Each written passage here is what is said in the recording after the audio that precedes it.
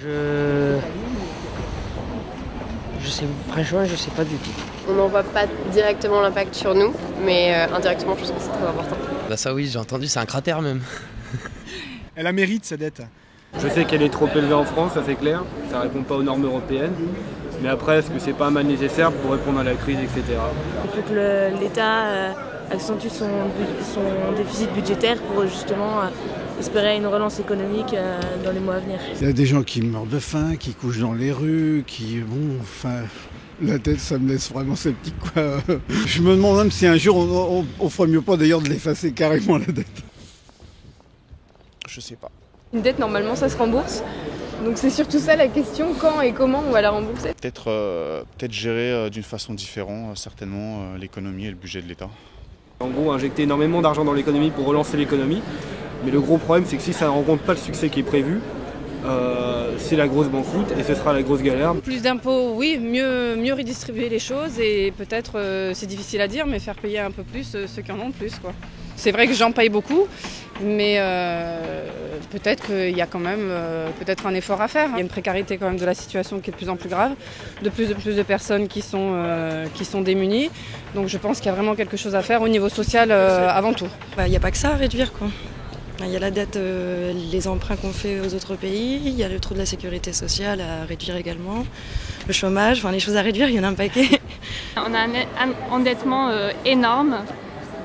Un endettement de record et on parle de limiter les impôts, donc ça je comprends pas.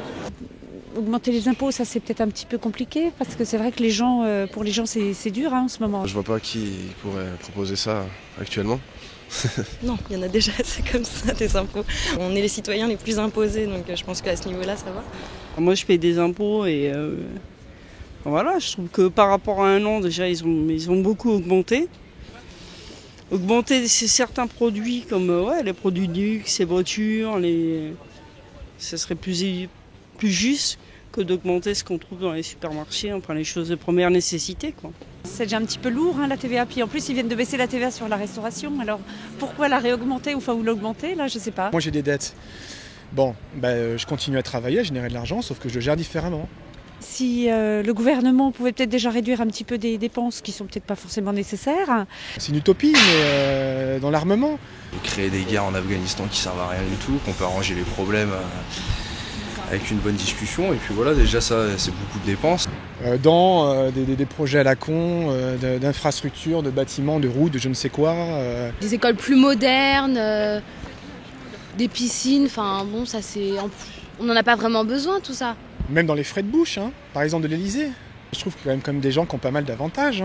Les dépenses sociales, j'en profite, donc non, ne les réduisez pas en priorité. Il faut trouver une solution pour que l'argent prenne moins de valeur, quoi.